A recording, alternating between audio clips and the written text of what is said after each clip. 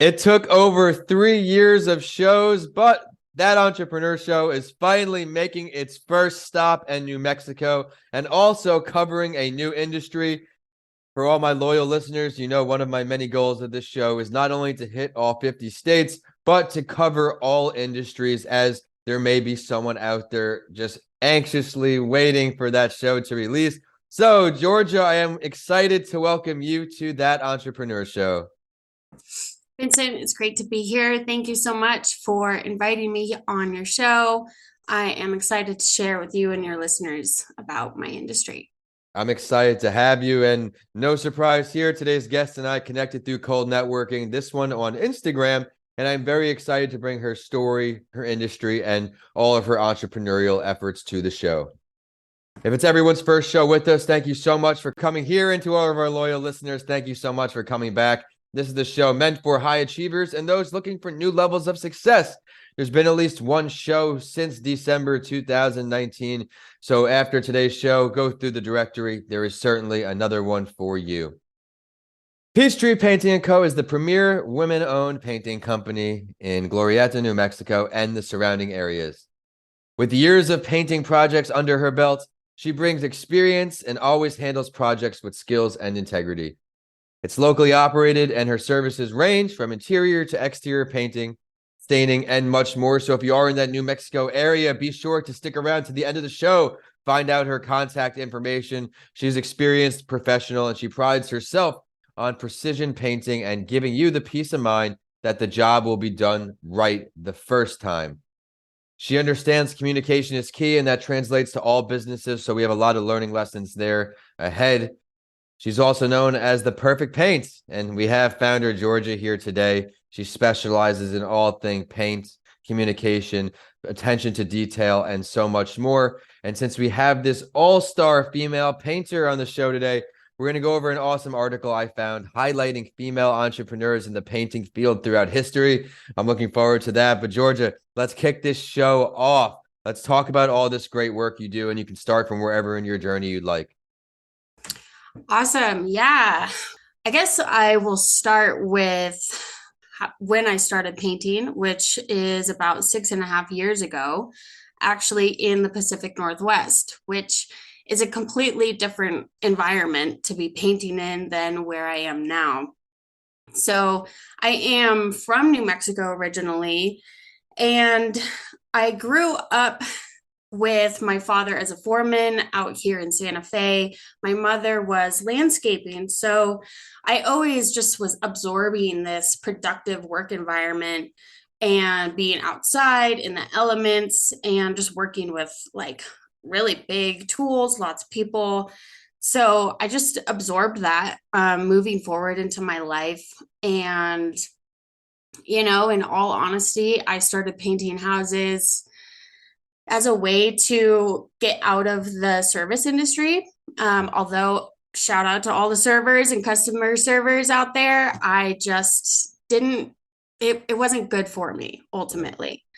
So I found a job. It was actually a small startup green painting company in Corvallis, Oregon, and found it on Craigslist, applied, and then that's where it all started. I started literally the next week, and the owners were in the beginning stages, so they mentored me through office management, customer clients, and a lot of other skills in regards to specifically house painting. I've always been much of an artist, and being able to like work on this larger scale though is it's hard to imagine when you're young or like doing anything else, because like I'll be up on ladders 45 foot in the air, and I never would have imagined that that's what I'll be doing.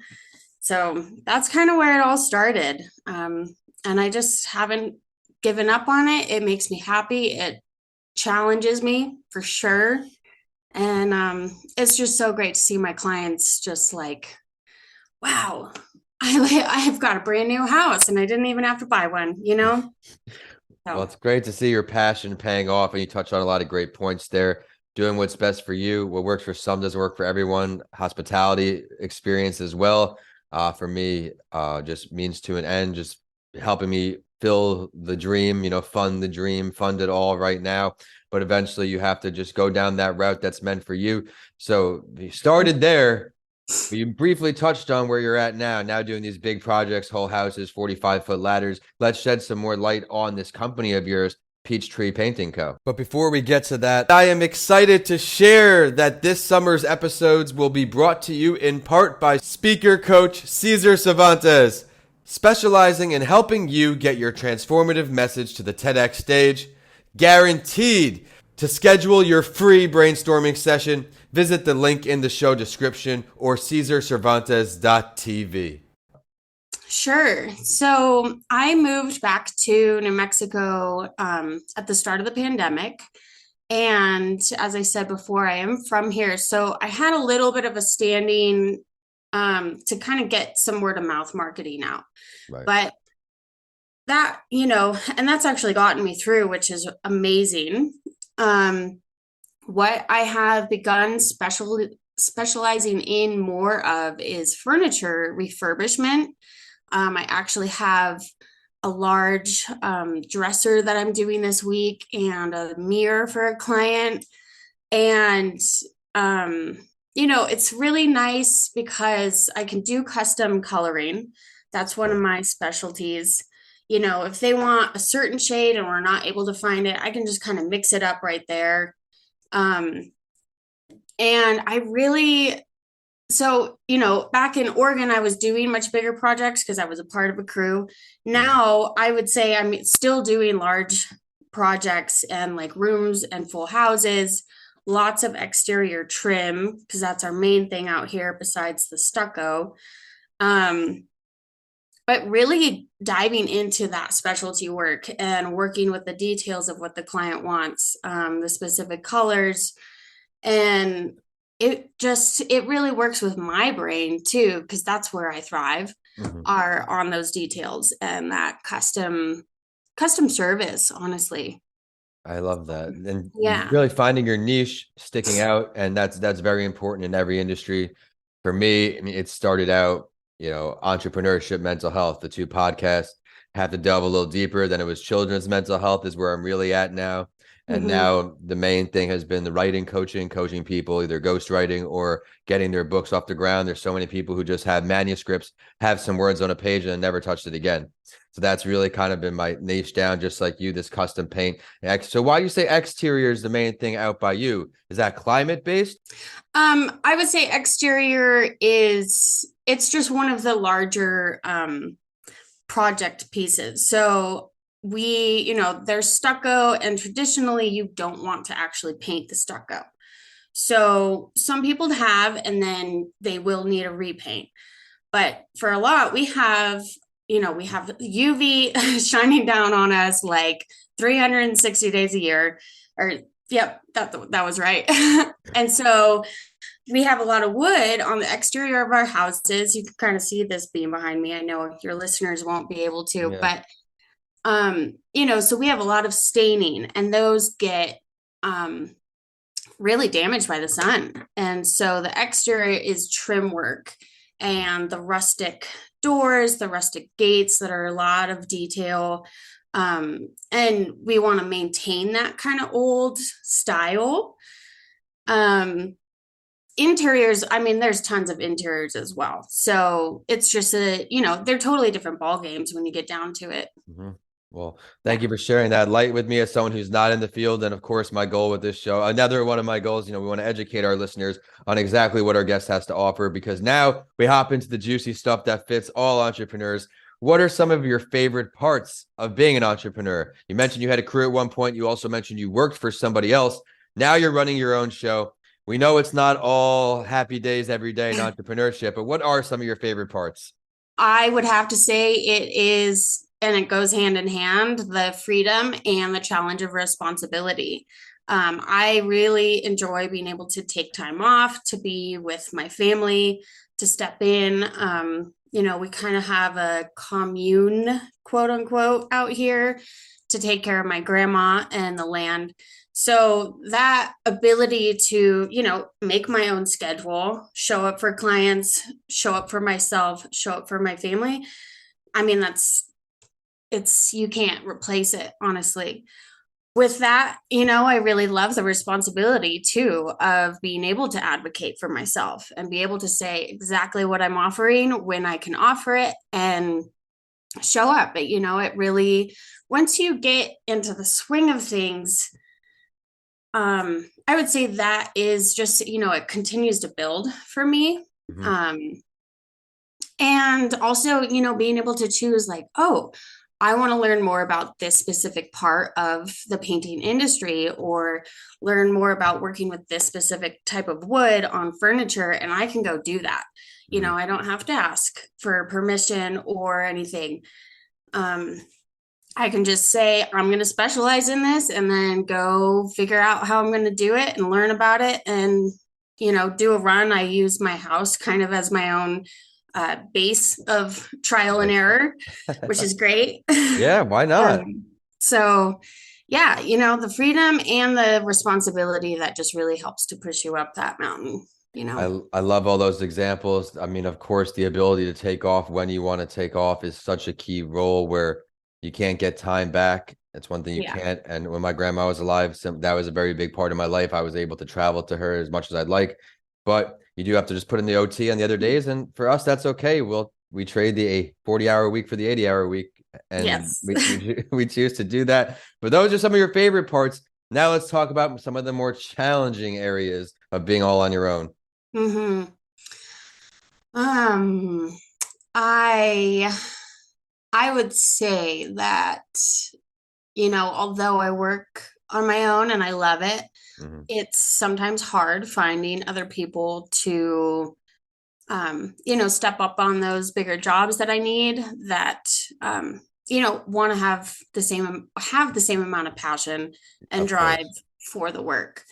I think anybody running a business and hiring employees, that's always kind of a tricky process until you really find your people. So that is definitely a challenge. And, the painting industry, although it's very consistent, the first 2 years, which I'm only in my moving into my third year as being on my own, like as my Amazing. own company, it can be kind of inconsistent. Those the summers are really busy and you just kind of cross your fingers. Yes, I'm going to make it through the winter sometimes, especially those first couple of years. But overall, if you put in the work, which is definitely the overtime, the marketing for yourself, figuring out how to communicate with your clients and get out there, those can definitely be challenges to overcome, imposter syndrome, which we have very much in our day now. Mhm. And yeah, just you gotta believe in yourself no matter what. Like you wake up and you're like, yep, it's all on me. I gotta do it and I want to do it.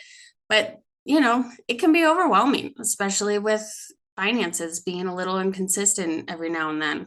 So Absolutely. You never know when your next check's coming. And honestly, now at this point, it's hard for me to imagine any other way, even in the down periods where, like I said, it's not all sunny days. The Elon Musks and the Jeff Bezos entrepreneurs, they give us this, impression of what entrepreneurship is, but that's not really what it's like for the majority of us. We are hustling around the clock and trying to balance that self-care with it. But thank you for sharing all those areas. But before we find out which entrepreneur she is going to sit down with, I would love to ask, what's one book, app, tool, workshop, seminar, something you've used to find success that you can lend forward to our community? hmm. Well, there's a lot, but I will be specific. For me, growing this business is kind of, it feels a little old school, honestly, but it's called Nextdoor. It's an app that puts you in contact with your direct community. You can also contact globally and see what other neighborhoods are talking about. But I use that and I've gotten the majority of my business just out there having a personal page, my business page, and your clients, a lot of the clients will already be on there and people will be like looking for a painter, they're having their house remodeled, they need a landscaper. Love that. So you can really just directly recommend yourself on there. So I'll hop on and say, "Hi, I'm the owner of Peachtree Painting. I'd love to come by for a free estimate and chat about your project." Leave my number, my website, email, and 80% of the time, if not more, people will reach out. Love So that. that's been super handy. And I see folks on there, dog groomers, estheticians, cleaners, all sorts of professionals. And I think it's really helpful. I think that's great. I think that's a great example for everyone to think outside the box, try a new tool, try a new app, and see if it leads to something, as there are many industries on there.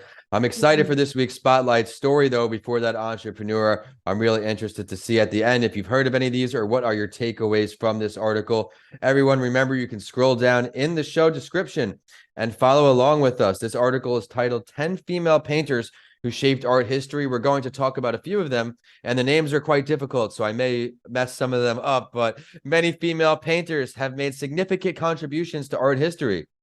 Not only did they create masterpieces, but they have pioneered art movements and painting techniques that inspire artists today. The first one here is Artemisia Gentilischi here, an Italian Baroque painter who was the first female member of the prestigious Accademia d'Arte del Disegno, or the Academy of Arts of Drawing, in 1616. Trained by her father and fellow artist, Orazio Gentilini, she learned how to paint at a young age, according to Rockefeller in his Thought Co. article. Although she followed the dramatic Baroque, is that how you say that? Baroque? Yes, Baroque, I believe Baroque, it is. Baroque style. She made her paintings more energetic and realistic than her contemporaries. She also broke from tradition by portraying women as strong and independent.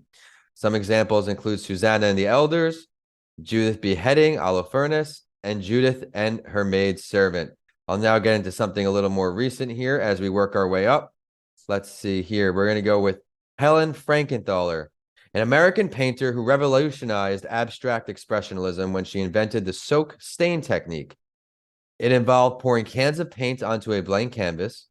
This allowed the paint to soak into the canvas, leaving no signs of brushstrokes. Her innovation led to the color field movement of the mid-20th century. Throughout her career, she exhibited her artwork in many major European cities. She also taught art at Princeton, Yale, and many other esteemed universities. She continued to produce art up until her late years before she passed in 2011. Now, this last artist is still alive, born in 1929. Yayoi Kasuma, one of Japan's most famous contemporary artists, is living proof of art's healing power. She started having hallucinations as a child and drew pictures to cope with her mental illness. After studying art in school, she decided to move to America to explore her artistic style. Living in New York, she painted the polka dot patterns she saw in her hallucinations. These infinity net paintings, as she called them, pioneered the minimalist art movement. As Kasuma continued to experiment, her work spurred other trends like pop, performance, and installation art. She also inspired other contemporary artists such as Carolee Sheeman and Damien Hirst. In 1973, she did return to Japan and moved into a mental hospital where she still lives today. She still does produce artwork, though, that is exhibited in museums and galleries around the world. I touched on a few painters here, Georgia. I touched on a few artists. What are some of your takeaways here? Yeah, wow. Well, with Helen, her technique of pouring the paint onto the canvas and having it absorb reminds me of what we refer to as either a tea stain or a faux paint wash, which kind of it's like a layering of paints and texture, though of course it's flat when you to touch. Um, and that's really popular out here because it's also a plaster technique, but you can make that mimicry by letting the paint, you apply it and then you actually let it wash away. So it's not exactly, but that was really interesting to learn about her kind of creating or inventing that process of kind of letting paint do its thing. Um, Yeah, and one thing that I also really noticed reading through this article was how, I mean, especially early on in the days, women were essentially being revolutionary in expressing their artistry and being able to pursue that and being really consistent and like pursuing it. Yeah. And that opened up so many doors for many people, and but specifically women, in breaking through industries and really kind of claiming their creativity as a revolutionary process, which I really respect. I appreciate your insight into that, and it's just great to learn about, even in any industry, how people revolutionize the game and bring these techniques to life that people kind of take for granted now as just something that you can go online and learn. But someone had to invent this without Google, had to invent this without the internet, and had to do Yeah. all these things. So that is really interesting always for me to learn. But before we let you go and figure out where to find you online, which entrepreneur throughout history, Georgia, would you choose to sit down with, dead or alive? Well, I did choose one from the article. I know there are so many of us out there, and I I had to go with Georgia O'Keeffe, not only because we share the name, but also we have lived in New Mexico, so it seemed pretty on point. Um, she is, to me, larger than life, and that's how she painted, her flowers and her scape. She actually did a huge flower painting in New York like years ago. Um, and just the way that her work inspires me, and I think is a good reminder to find the magic in the ordinary, and really just like make sure you're seeing it all and you can see it from all different perspectives. But in a way, you got to take that risk of painting it big, which is challenging, but kind of ties into working with houses for me. um, and I've done some reports on her and through my artist classes through the years, just really been, inspired by her ability to take the rugged, bare environment of New Mexico and these simple aspects of floral parts of life and really remind us that it's good to see it. Keep in mind the bigger picture, I guess you could say. Keeping in mind the big picture and taking risks to stand out, you got to take that risk in order to get somewhere. But let's delve deeper here, Georgia. Where would this meeting go down if you could pick the meeting place too? Oh man. So when she was living in New Mexico, she had this house that she would go up this wooden ladder, um, and sit on the roof of her house and look at the mesa. And she has pictures of this, that she's painted. I think it would be incredible to be in her space and see what she sees. I can imagine sitting on the top of her little casita and having her point out at the mesa and look at the clouds, which are one of her famous pieces too. So I would say, it would have to be right here in our homeland of New Mexico, I the love land it. of enchantment. It's All called that right. for a reason. What's the weather like right now as we record this? I don't know when the show will be out, but right now it's the end of April. How hot? Um, it has been getting up into the 70s already, but it's Okay. still getting down to 30, pretty much Oh, so freezing the past couple you of get weeks. So cold. You got a few days of cold. definitely, yeah, we've had some good snow this year, which thankfully will, I mean, just so grateful for that with fire season coming up. It already became, it was already at 90 degrees yesterday here in Tampa, and I'm, in the middle of Florida, down in South Florida. I don't really have much to say about global warming because I'm not educated on the topic of the truth and not truth, but it is Hmm. getting hot already. So Yeah. I look forward to staying in touch with you now, hearing about these projects you do, especially as they get warned from that sun. We'll have to bring you back in a year to catch up our audience with everything you're up to. But now it's time for social media, internet, all that good stuff. Awesome. Yeah, you can find me at peachtreepaintco.com, peachtreepainting.co on Instagram, and then my personal kind of creative documentary one is catalyst.co.rye. Thank you for sharing that. And I'll be sure to ask Georgia to email me these links. That way I can copy and paste them in the bio for you to follow along. If you know anybody in New Mexico, or find yourself out there, who knows, maybe she'll even start to become a national brand at some point. But the show is at That Entrepreneur Show on Facebook and LinkedIn. On Twitter, we're at Podcasts by Lancey. And then YouTube and Instagram is Vincent A. Lancey. Until next episode, we are signing off here in New Mexico to Florida. Thank you so much, Georgia, for taking the time. Thank you so much, Vincent.